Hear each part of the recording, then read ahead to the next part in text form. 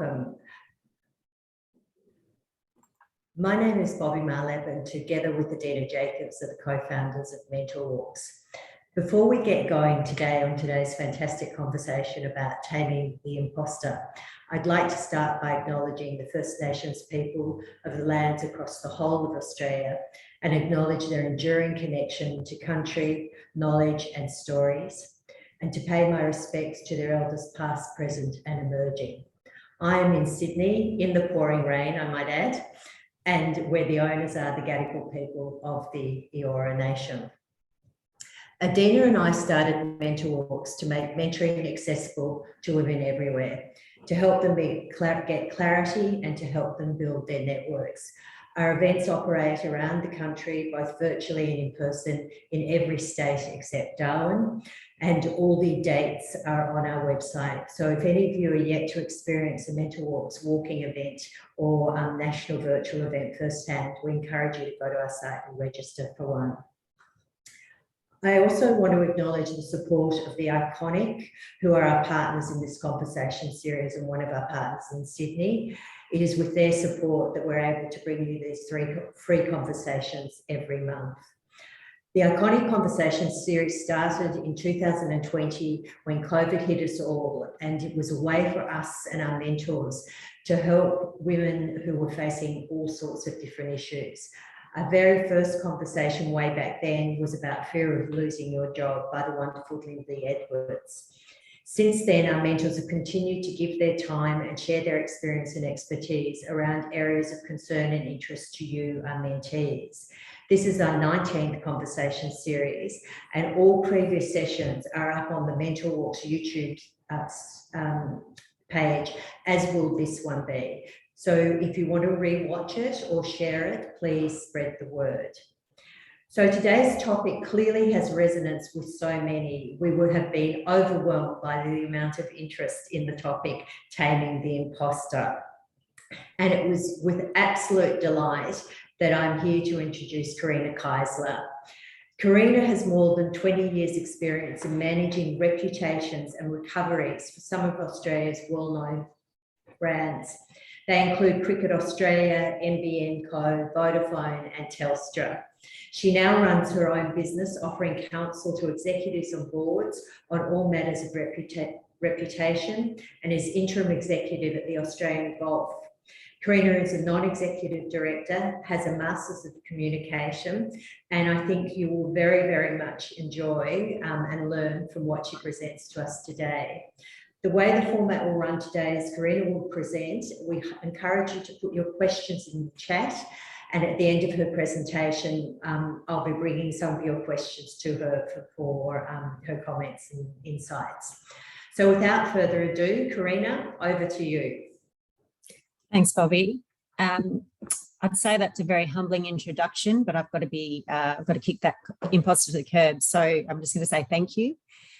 I remember back in, I think it was June last year, and there was an email sent out to the mentors from Mentor Walks saying, is anyone interested in hosting a conversation series?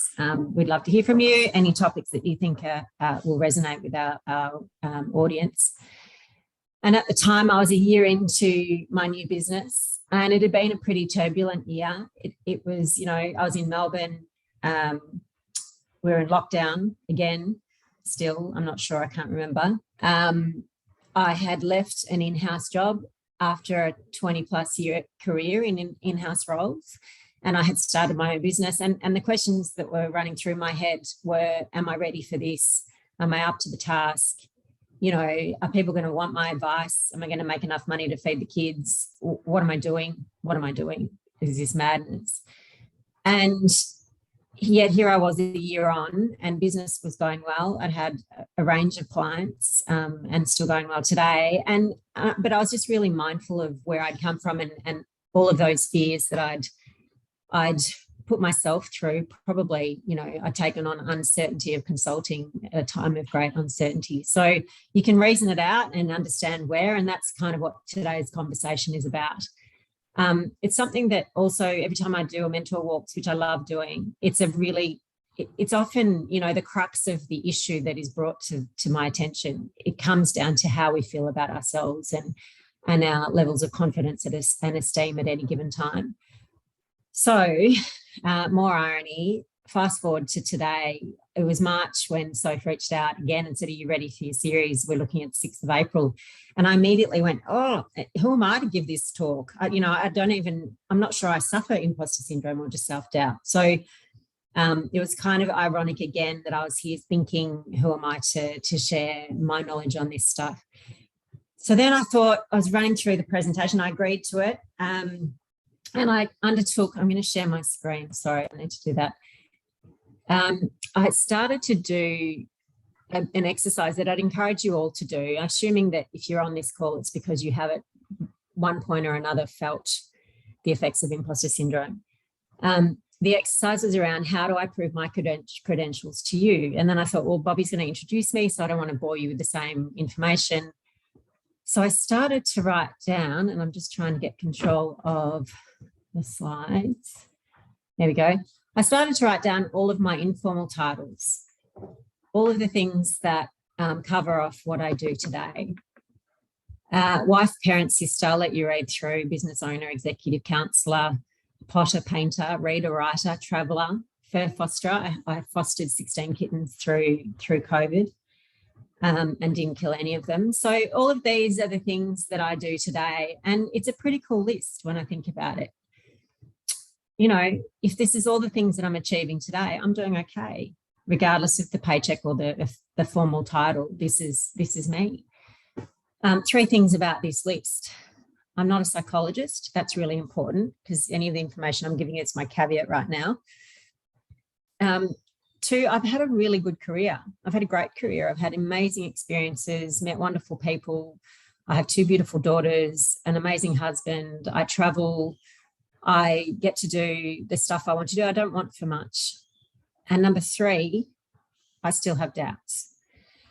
So keen to talk through how those doubts manifest. Something I thought of, I was watching TEDx the other day in doing my research for this conversation, and there was a session from Mike Cannon-Brookes, you know, the founder of Atlassian. He's a gazillionaire, he's very successful, and yet he talked about suffering imposter syndrome. Instead of about career, it was about his wife. He'd met her in an airport and she had mistaken him for being someone else, and he went along with the ride because he was so smitten instantly. They later married. He became a gazillionaire, and he says even today he rolls over in the morning and wonders if she'll still be there, having realised that she's too good for him. So it can manifest in a million different ways. And I guess that's one of the things that I want to talk about today is the fact that it is normal. We need to normalise it. But for the large part, we're going to talk about what it is, what are the common signs. There are 5 archetypes that have been developed around the personalities that tend to suffer imposter syndrome. And then we'll look at changing your mindset and tips to manage the imposter syndrome. And as Bobby said, there'll be some time for Q&A at the end. So please jot down anything that comes to mind as we go. So starting with what is imposter syndrome, back in 1978, 2 American psychologists read a study on successful women or executive women, Pauline Clance and Suzanne Imes. And they determined that it was something that was prevalent in the female gender, although today there's been a heap of studies, or since there's been a heap of studies that have found that millions of people suffer it across industry, across gender, across all sorts. There is a view that it's more likely in male-dominated industries, in minority groups, and certainly in females, but that's not to say that males don't experience the same. And essentially it's about doubting your abilities and feeling like a fraud. More than that, it's about this sense that you're going to get caught out. People are going to realise that you're not qualified, that you are inadequate for the job at hand. Plenty of people, Tom Hanks, Lady Gaga, Sheryl Sandberg, you'll remember her book Lean In, it's all about imposter syndrome, or partially about that. Closer to home, Jacinda Ardern, Ash Barty, they've all admitted to different times feeling imposter syndrome. So you're certainly not alone. Michelle Obama sets it up beautifully, and I've got a little video of her. She's so articulate. You're not good enough. Yeah. How many people, this imposter syndrome, does everybody know what we're talking about when we say imposter? It's like, I don't really know that that term? Well, particularly for minorities, there's this feeling like because you've been told that you're not good enough, that when you're in a room, you're wondering, well, how did I get here if I've been told I'm not good enough? Women feel it oftentimes because society says you shouldn't be doing that, right? So you feel like an imposter in your own life. You feel like, especially if you've achieved success or you're in rooms that you're not supposed to be in because society has told you that, you think maybe somebody's going to discover that I shouldn't be here, right? That's imposter syndrome. Does that make sense? It sure does. So what I tell people, She goes on to say what she tells people is that it's just not true. You're not good enough. Sorry. yeah. Yes. How many people? And we'll talk about that mindset and believing what you've been told versus believing what you know to be true. So some of the common signs, I know you were encouraged to do the imposter syndrome test on registration, and hopefully many of you did that. The questions in that are an education in themselves. They make you really consider where you're at and what you've achieved. So if you haven't done it, take your time and when you can to do it. In the short term though, and just making sure that everyone has had the opportunity, I'd love it if you could just read through these sentences and count how many times you say yes. And then if you can take the poll that will show on your screen shortly and tell me which category you're in according to how many yeses you've given.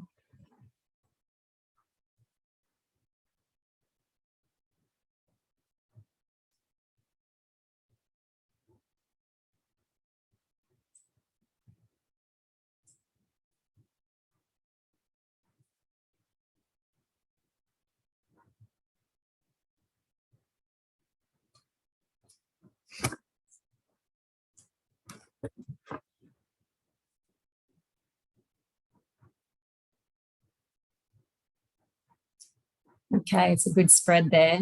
Sadly, no zeros. So again, I'm just going to say it now. It's all about normalizing what appears to be very normal. We think this is a thing, and you'll hear more. Okay, so Valerie Young, she's a self-confessed expert in imposter syndrome. She's written a gazillion books. One book she wrote called The Secret Thoughts of Successful Women. I haven't read it in full, but the excerpts that I've read from it were really quite impactful. And part of that was this, the 5 archetypes, I call them archetypes, she calls them competencies.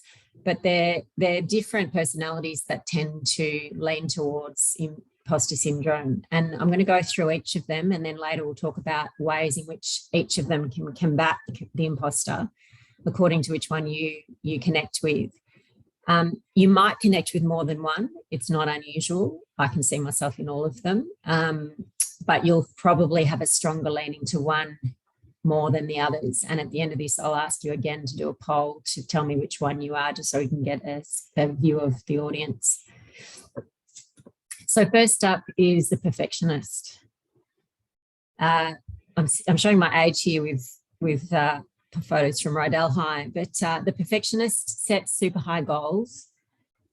It's a constant state that you're never good enough. You need control. You might have heard yourself saying that's not how you fold the washing. It might not necessarily be in work, but when you do expect work from people, it's to this very high standard that you set for yourself. You experience major self-doubt, and you're always worrying about measuring up. You focus on dotting the I's and crossing the T's, and that's part of your need to control the situation. It's important to remember that perfectionism does not equal a healthy drive to excel. It's not the same thing. You might convince yourself that it is. The natural genius, you judge yourself by the speed in which you take something up. If you don't do it quickly, then you consider yourself a failure. You're judging your competence based on the ease and speed of taking something up. You do take on everything, and if you take it up, if you don't manage it quickly, it's like, how hard can it be? And you've let yourself down. Your internal bar is impossibly high, and if you don't get it right the first time, it's a travesty. It's not that you're lazy and that you don't think you need to develop and learn. You just don't think about that. You just think You should be a natural at doing what you're doing, and nothing else suffices. The individualist, or as Valerie calls it, the rugged individualist, I think from memory, if you're not doing it by yourself, you're not competent. It's a solo effort. In fact, if you do something in a team, it doesn't count. It has to be your own effort. You feel like asking for help shows you for being undeserving or not knowing and not deserving the place that you're in. It's a sign that you don't know what you're doing. And you don't often ask for help, nor do you accept assistance. The superhuman, it's a bit of a perfectionist, the genius and the individual on steroids, where the perfectionist has to be perfect at everything they do. You have to be perfect at everything. You take it on, you're on the school committee, you say yes to every project thrown your way. You're probably writing a book in your spare time. You coach the footy. You do everything. You're just this multitasker, insane. And you are amazing. You're great at multitasking. But you have to be good at everything. And you feel that you haven't earned the title, so that hence you're taking on more and more and more. And you don't like downtime because there's always something that you should be doing. And then finally, there's the expert. You measure your competence based on what and how much you know. You strive to study, you're always getting degrees or studying things just to make sure that you've got everything in the bag. And if there's a job application, you won't throw yours in unless you've got 100%. You can tick all of those boxes. You can do everything. And if you haven't got one of them, you'll go and study it so that next time it comes around, you're competent and capable. Any lack of knowledge is feeds your fear of being exposed. So you just never feel you know enough. So just have a think about those. And if you can, we'll do a little poll just saying which one is you, the perfectionist, the natural genius, the individualist, the superhuman, and the expert. Perhaps none of them, and that's okay too. And if you can't choose one, just go with the all of them box.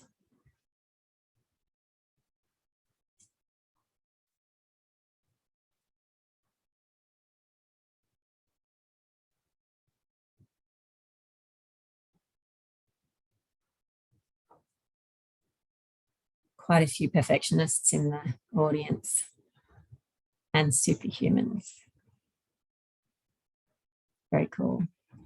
All right, so now I'm going to, well, a bit later, I'll talk about if you consider yourself a perfectionist, you'll probably tune in more to the strategies around how to manage it than the others, but they'll all probably resonate one way or another. So why me? Why am I feeling this imposter? And I guess it's ironic. 70% of us, according to the research, some say 75, Valerie goes up to 84%. If so many of us suffer from imposter syndrome, again, I say it's normal. So wouldn't you rather be in the 30% saying, why not me? Imposter syndrome plays the victim, and hence we're sitting here going, why me? It just doesn't suit the imposter to say, well, why not them?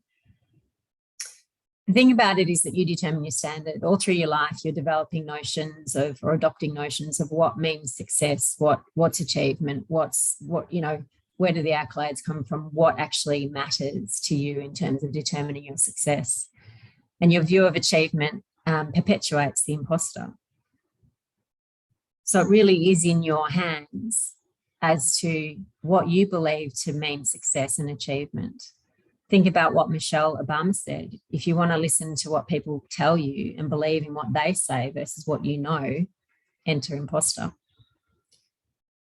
It will, in fact, it will determine your self-esteem as well, your view of what is success. We've all had the dizzying highs and the crushing lows. You know what it's like to do a good job. You've had the praise, you've won the medal, you've got the good result on your exam. But similarly, you know those days where you can't think straight, nothing goes right, you get the parking fine, you miss your deadline.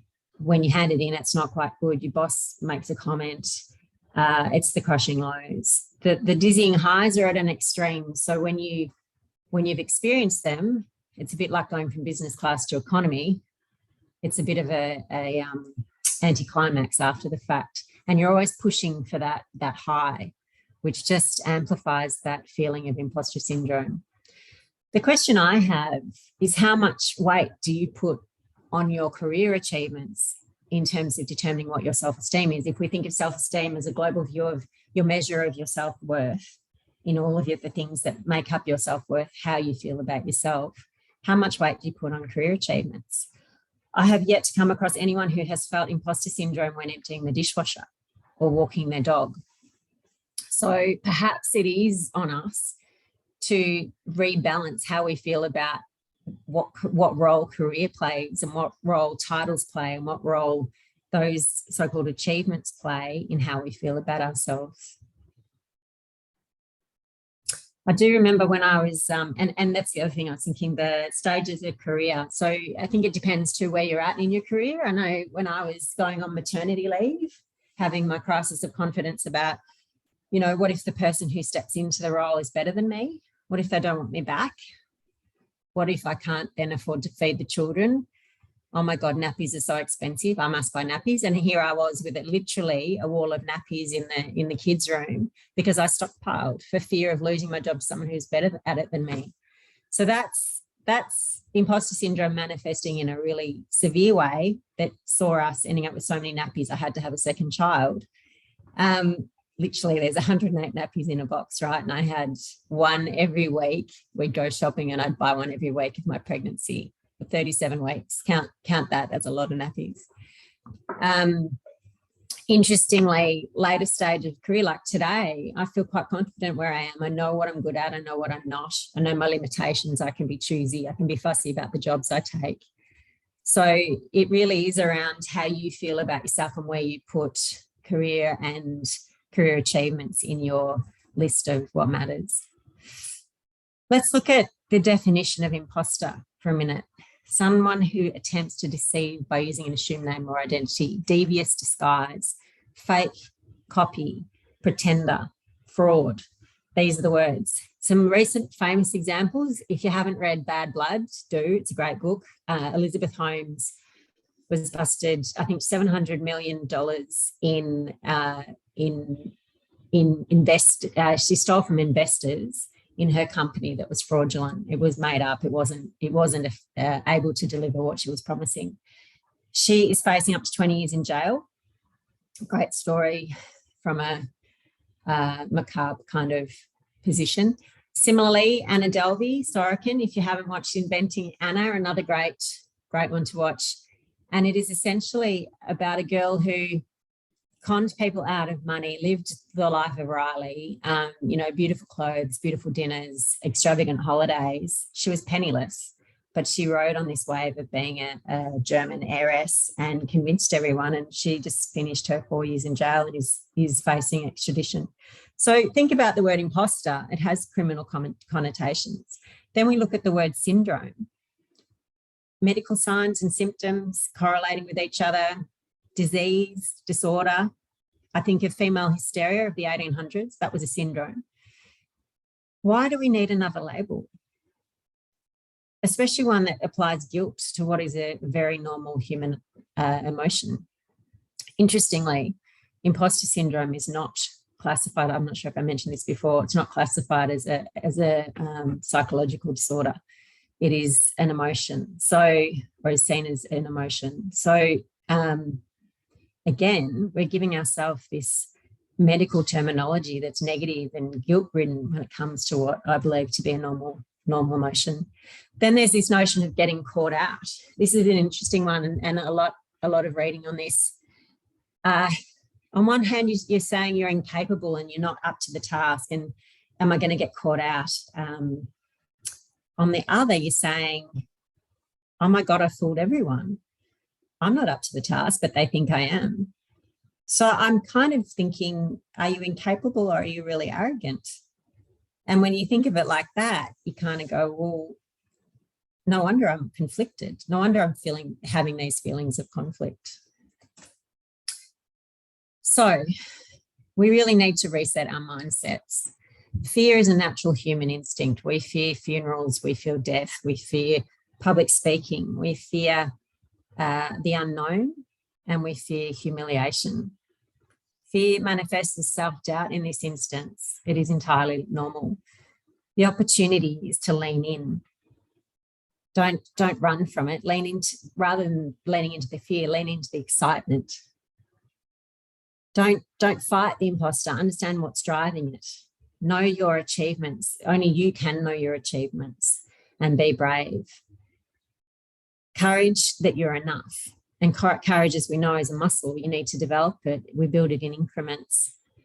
Having courage to take action despite misgivings. Margie Worrell's quote I thought was really good. Only when you dare to do the very thing you doubt you can do will you realise how little you ever needed to doubt yourself to begin with. It's something that I'm teaching my kids all the time. So then if we look at the two personalities, the imposter and the non-imposter, the imposter holds herself to unrealistic and unsustainable rules. We feel shame when we fail. The non-imposter knows their limitations. We don't feel shame. We see it as an opportunity to learn. Where failures are crushing for the imposter and we hold on to these moments, for the non-imposter, they're disappointing, but again, an opportunity to learn, and we move on with those learnings. The imposter fears evaluation. Everything has to be perfect all the time, and we can't accept ourselves. Where the non-imposter thrives on feedback, will always take the compliments and then say, what could I have done better? They see course correction as a natural part of learning, and they have confidence in themselves. They're authentic, and they share, and they ask for help, where the imposter hides their true thoughts and rarely asks for help. And it is the difference of believing in ourselves.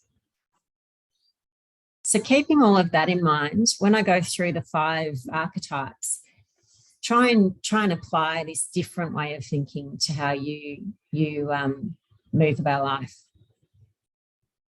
The perfectionist. Perfectionism inhibits success. It's good to pursue high standards, but you have to recognise when good is good enough. You've got to let go of the shame, know that not everything needs to be 100%, and that we're all on a learning curve. I've got a picture of Apple here. Think of some of the biggest, most successful companies in the world, Microsoft, Apple, Samsung. They're largely tech, but think of those. They release products all the time that are not perfect. They all need an update.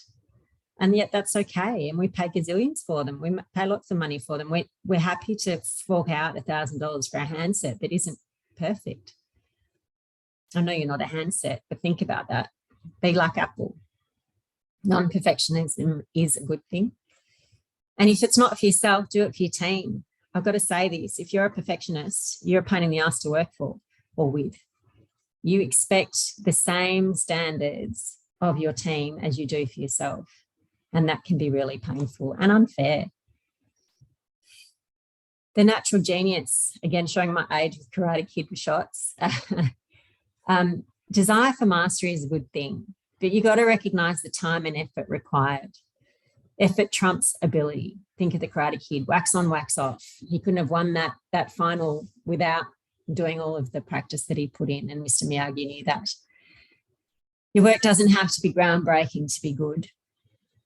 There's a book called The Outliers by Malcolm Gladwell, and he talks about the effort required to be successful, and how there's a study that shows that the minimum required hours is 10,000 before you excel at something. So you think about their Ash Bardis of the world. She makes it look so easy. She's just brilliant. And then she comes off the court and she's so gorgeous. She works her butt off. She puts in the hours. The Beatles, part of his study was around the Beatles and how they played in a bar or wherever, and they didn't do well. They weren't bringing in the crowds and they got sacked. And then they spent all of their time in the garage just practicing and practicing. Then they got another gig in a bar, and they went in and they played night after night after night. And that stacks up to about 10,000 hours, and then they hit the big time. So even, some of the big names, it's not by luck, it's by effort and sheer determination sometimes. The individualist or the rugged individualist. It's good to do things alone, and it's good to be proud of the fact that you know how to, but you don't have to. You need to ditch the guilt. You need to delegate, let others have a crack. By delegating, you are allowing others to participate. You don't and you can't know everything. Find your band. And that I mean in two ways. You should surround yourself with people who know that your value, who have seen you at your best moments and your worst, and can remind you of those best moments when you're feeling at your worst. And whether they're friends or colleagues, formal mentors, whatever the case, surround yourself with people who know your worth and will speak up. But also at work, surround yourself with the smartest people you can find. It makes you look really good when you achieve something together. But also it's an acknowledgement that you can't know everything, and together you will have better results. I think the other thing to remember is, and this goes for all of them, you got to where you are for good reason. The people around you aren't stupid. They've seen in you perhaps things that you can't see in yourself, but you've achieved things and you've earned your place. Remember that. The superhuman. I love this photo. It's okay to be human. It's okay to say no. You can multitask and you are amazing, but can doesn't mean should. You should delegate and clear that to-do list. Assess it and focus on what really matters. Being a superhuman sends an unhealthy message. So the superhuman is really a result of the era where the working homekeeping female was allowed to work for pay. And when she did, she went out into the workforce, but she was still expected to keep the home and have dinner on the table and do all of those things. So as an extension of that, the generation who grew up under that working mum has watched her juggle and balance and do everything, and has taken on the same cultural expectation and stepped up into that. And we're driving ourselves mad being superhumans. Do we want the next generation to feel the same pressures? I mean, they're already under immense pressure with social media and all of the things that we didn't have to participate in back then. But it's on us. We're setting the example. And finally, the expert. You've got to know stuff for sure, but you don't have to know everything. And the thing about knowledge is that there is no end to it. So if you're seeking knowledge, it's going to be eternal. You'll never get anywhere. You might get really smart, but will you have time to do the job? Trust what you know and trust that what you know is enough. And recognize that there are many paths to expertise. You don't have to study to be an expert in something. Sometimes it's about doing and experiencing and making mistakes and learning. The shame of not knowing what you don't know is keeping you from doing things that you're entirely capable of. Just remember that. Okay, so for the rest, if none of those resonate, here are 10 that I summarise that I think help me manage the imposter. Holding on to your pursuit of high standards, but shedding the shame, which I've covered off, I think, under perfectionist. Give your best, knowing that effort trumps ability. And it's something I say to my kids all the time. It's not about the grade you got. It's, did you do your best? Did you put in your best effort? Ditch the guilt and delegate. If you've got anyone in your household above the age of 5, they can do the other stuff. They can do the washing, they can book the holiday, they can delegate. You don't have to do everything. Same in your team, let people take it on, others take it on, show their expertise. Naming your imposter, this is a funny one. Think about it. You're not going to get rid of the imposter, but you might weaken it. Filbert is much less daunting than the monster that might be sitting on your shoulder right now. Take your own advice. I don't doubt for a minute that in your experience, someone has come to you full of their own self-doubt, and you've probably turned around to them and given them good reason why they should believe in themselves. Number 5 is about taking your own advice. Be kind to yourself, recognise the things that you are good at and celebrate them. And then doubt your doubts. Similarly, why should you believe what others have been saying about you? Stop and think about what you've achieved and let those achievements play their role, give you confidence. You should be confident. Number 7, be comfortable not knowing everything and trusting what you do know. Surround yourself with people who know your value, which I've already mentioned. Imagine yourself a month after deadline. This is a good one. everyone's thinking about themselves most of the time, right? They're thinking about what they're going to make for dinner, how they're going to fit everything into the weekend, their deadline for work, their deadline for study. Now, if I said to you, what were you working on a month ago? Few of you would actually remember. Even fewer of everyone else would know what you were working on a month ago. So it kind of ties into the last one. What is the worst thing that can happen? You submit an assignment, it's not the best. The worst thing that can happen is you have to resit it, or perhaps you fail and have to do the course again. It won't kill you. You'll probably learn more for the experience. So it really is around changing the way in which you think about things. It's a mindset. The other thing to think about is, in doing the mentor walks, one thing that I find is leading emerging females in my day-to-day, often they won't come to me because they don't want to share their fears and concerns with the boss. But when I do mentor walks, I have these incredible young women sharing their fears and thoughts, and I can assume that they're probably feeling similar things to the people in my team. So I take those learnings back to my team and try to put myself in their shoes and think about how they're feeling. As a leader, you owe it to them to give them a safe space. You have to share your experience, again, normalizing the fears. Laugh openly at your own fears. Let them know when you feel like a bit of an idiot about the nappies that you bought for one child, thousands of them. Encourage learning, give them a space to make mistakes. Risk-taking as a way of learning. Obviously, if you're teaching heart surgery, there are fewer risks you'll be willing to take, but certainly for most of us, managed risk is a healthy way of learning. Reminding your team and your people around you of their value. We don't often hand out compliments, but they're actually not hard to do, and they can make the world of difference in someone's self-esteem. Celebrate effort as much as achievement. It's not about the grade, it's about whether or not you've done your best. Give praise, be that person, be authentic and vulnerable, share your stories, admit when you don't know the answer, and always ask for help. I thought this quote summed it up really nicely before we go to questions, but it's not what you are that holds you back, it's what you think you are not. And I love the picture to go with it. Dennis Waitley's, and again, another social commentator, American. I've really struggled to find Australian examples, but hopefully that gives you some insights that might help you in managing imposter syndrome. And I'll hand back to Bobby so that we can take some questions. Thanks, Karina. That was really wonderful. And I must say, when you said you're yet to meet anyone who has felt the imposter syndrome while they're loading the dishwasher or walking the dog, is really one of my favourite lines. Before we go into questions, we've had a number of people ask if we can distribute the list of books that you've mentioned, and we absolutely can. We'll follow up today with an email, and we'll share Karina's reading list with you. Just a few questions to start off. What can you do when you're in the moment in front of other people and you feel imposter syndrome come over you?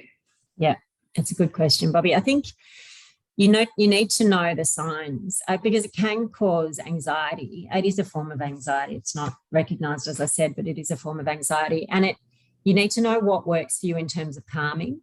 So if breathing exercises, stepping out of the situation, it's the flight or fight mechanisms that we all call on when we need to. But it really is about taking it calmly. No one needs to answer in the instant. Whatever's being expected of you, take the time, think of it. You are in the role that you're in because you've been identified as capable. You went for an interview or you were promoted. You're there for a reason. If you don't believe in yourself, why should anyone else? So you've got to really take the time to think about the achievements you've had, how big or how small they are, and rely on them as enough. You are enough. You are where you are for good reason. And be mindful of that. Does that answer your question, Bobby? Yeah, it does. And it's actually that exact question has come from a few people. There's one here, I have this feeling that I want to keep getting more qualifications, that I don't know enough. It's healthy to learn, but I always feel like I need to learn more. Any tips for this mindset? I love learning. I'm studying at the moment. I'm doing my director's course, submitted an assignment this week, and I've just won a scholarship for an ESG course for boards. And then I look at myself and think, what am I doing? I'm being the superhuman. I've got enough on, and actually all I want to do is spend time making pottery. So what the hell am I doing? But the reality is some of us thrive on learning, and I don't, I'm not learning Chinese because I have no need for Chinese. I'm learning things that I think are going to provide value in my career, and you shouldn't worry about that if that's what you're doing. It's when you're studying things for the sake of proving yourself that I think there's an issue, because as I said before, there's no end to knowledge. You'll drive yourself mad if you think you're going to get to a place where you've got the certificate and the mark and you've finished learning. There's always something more to learn. That's not to say don't study for A, enjoyment, or B, for extending your capability in the field that you're enjoying, but just you've got to really question, what are your motivations? Why are you doing it? Is it procrastination? Is it a way of saying, oh, I couldn't take that job because I'm not quite ready for it? Are you making excuses for yourself? Fantastic. There's a question here about, do you have daily affirmations that you could share? Look, I probably do. My inner voice, I don't have any specific, actually, I do have a few sayings that I use, affirmations. I'm too young to be unhappy in my role. That's number one. If I'm 80 and still working, I hope I'm still saying that. Your job takes up 80% of your week. You have to enjoy it. So it's on you to make the changes that will make you feel happier about what it is that you do, and that includes your mindset. Another one, don't settle for plan B. I've got some articles on LinkedIn and I've written about these kinds of things. Don't settle for plan B means if plan A falls over, come up with another plan A. Come up with another thing that you're really striving to be passionate about to do, rather than just going, oh, well, not good enough, I'll do something, lesser. Come up with another plan A and strive for that. I do remind myself that I got to where I am for good reason. I do tell myself, and I'll think of all of the things. I mean, I've watched a satellite launch. I've had arguments with Malcolm Turnbull. I've been to San Francisco on a junket for learning about corporate affairs. I've had some incredible experiences. Take yourself back to those. And they don't all have to be Hollywood. They can be, my pottery. I've made some beautiful bowls. Be really happy with the little stuff as much as the big stuff. Okay, not necessarily filling the dishwasher, Bobby, but we've all done things. Look at that list, actually. That's your exercise. Write that list. What are your informal titles? Think of all the things you do. And I think you'll be in that process, kicking that imposter to the curb very quickly and recognizing what your day is full of. It's full of achievements every day.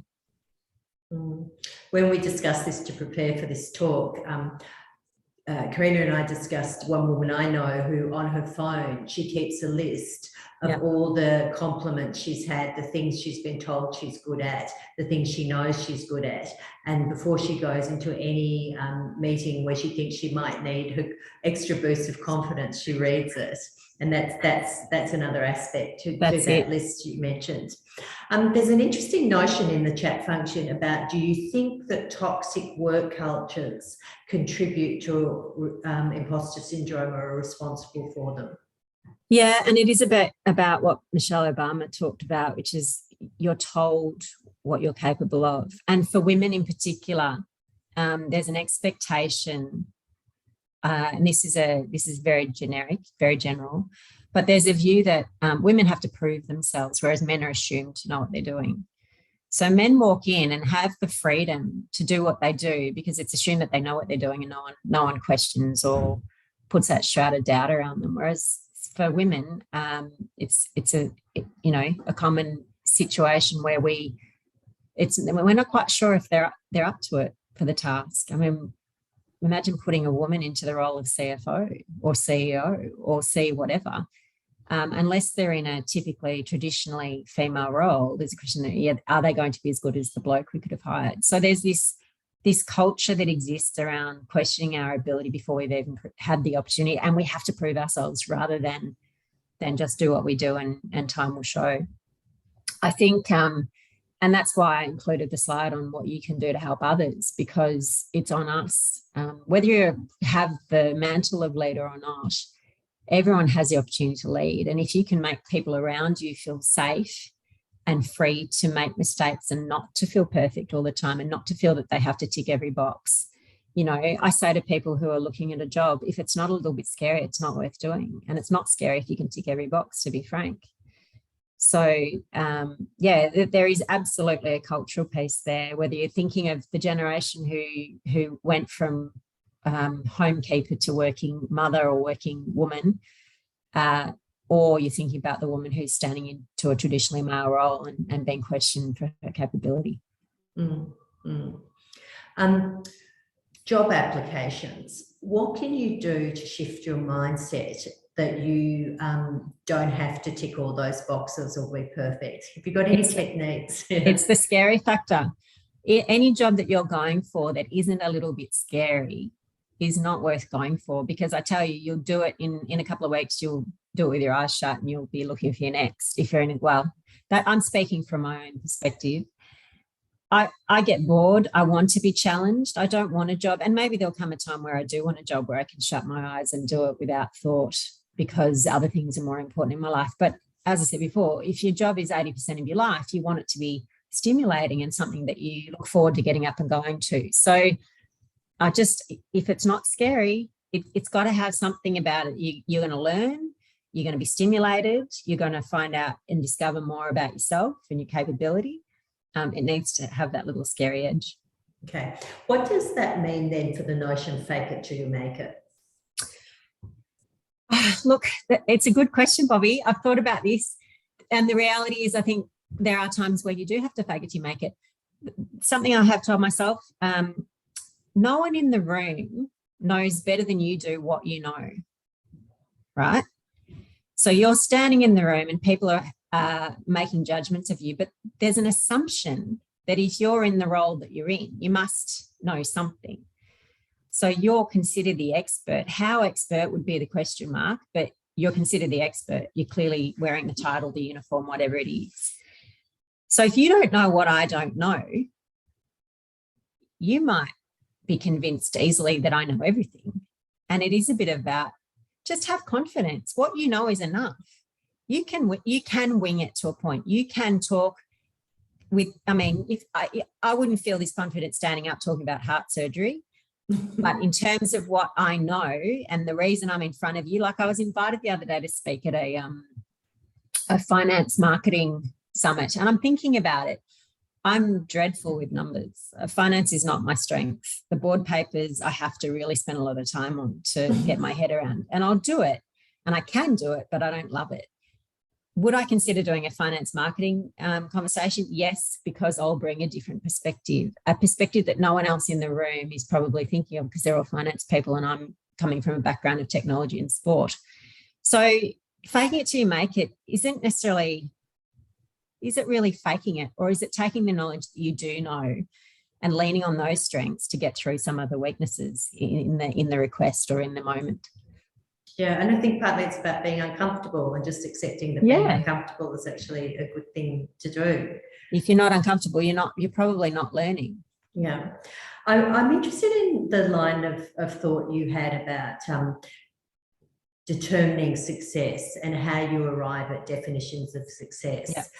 One of the best pieces of advice I was ever given was don't get caught up in other people's definitions of success. Come up with your own. It would be great to hear from you what some of those things can look like. I had a girlfriend ring me the other day, and she is, in my mind, she's a really accomplished woman. She's one of the strongest women I know. She's a self-diagnosed alcoholic who put herself into rehab, and she had 2 daughters who it was really difficult for her. She had to leave them for a month and go off and get healthy and look after herself. Now, I think that is one of the hardest things that you'd have to do is A, to confront your fears and your weaknesses, but B, to own them and put yourself into that scenario and overcome them. But she's on the phone to me saying she's feeling really low you know, she hasn't achieved anything in life. She never finishes anything. She's no good at, she's suffering depression. She's really low and she's feeling all these things. And the conversation I had with her was, who are you comparing yourself to? Like, what standards are you trying to reach in order to determine your success? And it was a really good conversation. And, you know, she acknowledged, she said, well, I look at you and how good, you know, your career has been, how successful you've been. You've had some amazing roles, beautiful and wonderful experiences, blah, blah, blah. But when I turned it back on her and said, yeah, but Kate, you know, oh, I shouldn't give her name. You have experienced things that others haven't. You have achieved things by going through this process. You demonstrate strength at every corner. You're doing these things and you're doing them for yourself. You're doing them for your daughter. You're brave. And then at the same time, you've held down a job. You've achieved. And so it's around, what do you see as, define achievement, define success. Okay, you didn't finish the course, but you started it and you did as much as you could given the circumstances at the time. So just think about, I think in my mind, it's about, stop comparing yourself to others. Determine in your mind what you believe achievement looks like, and what will you be happy with? What will you be happy to say, I've done this, and feel satisfied that you've succeeded in something. So it really is a very, very personal mindset. And that's what I meant before. It's in your hand. It's in our hands. It's what you determine it to be and how you determine to think when you're in any situation. Am I enough? I think you're enough. Yeah, I think it's a hugely interesting one, because if you do a list about what success looks like, I mean, your slide about, furry friends, cook, potter, all of those kind of things. I think probably one of the gifts of COVID is it's brought more things into our life in terms of how we see each other and so forth. But I am interested in exploring a little bit more what you see in terms of differences between the way men and women approach this. And I know you use the Mike Cannon-Brookes TED Talk as an example, but what are your observations around that? Well, I go back to the Michelle Obama video. She talks about, she was First Lady. She's a lawyer. She's on not-for-profit business. She runs not-for-profit businesses. She's on boards. She's done it all right, but she has sat in a million rooms and looked around the table, and people have looked at her like, why are you here? How did you get here? You don't belong here. And that's the sort of sense of questioning that comes her way, not just by the looks she gets, but by the way in which people engage with her. When she sits back and thinks, you know what, I've done all of these things. I'm on the boards. I've run businesses. I'm, a parent, a mother, all these things. I've been First Lady. Actually, you don't belong here. And she starts to question others around her as to, who really fits. I think there is a natural assumption. Men have had the advantage of being raised without question of their capability. There are assumptions, and to their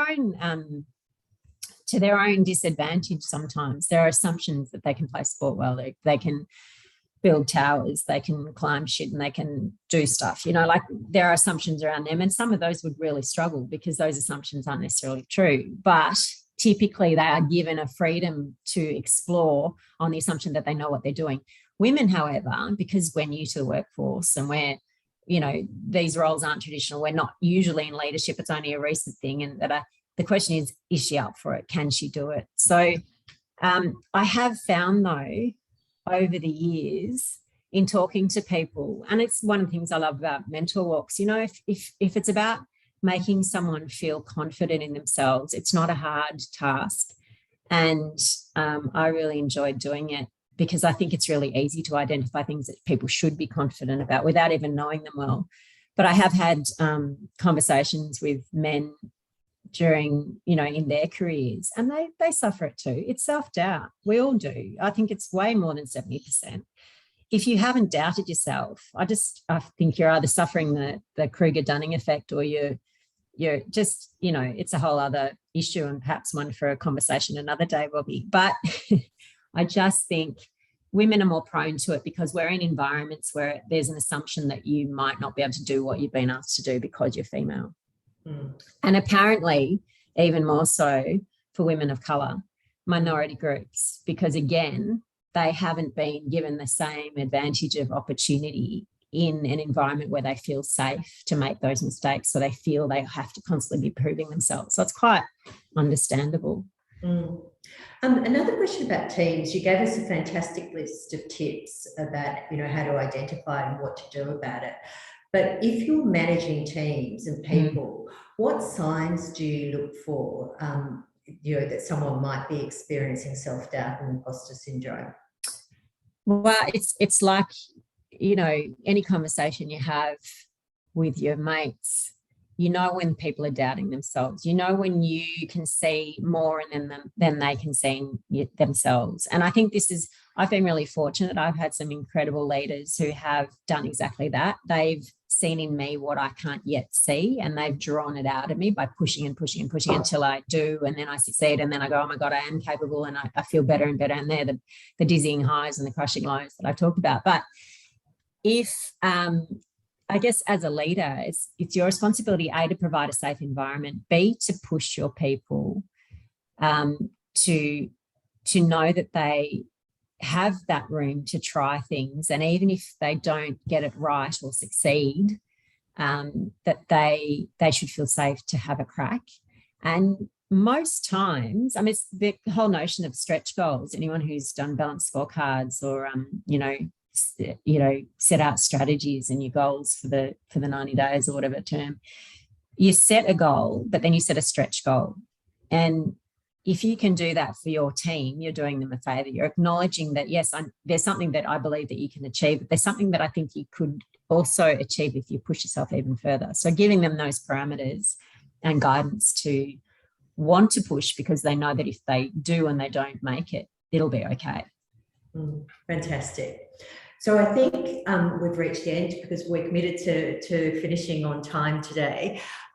Firstly, thank you for a fantastic presentation. A reminder to everyone that it will be available on YouTube, and feel free to share it.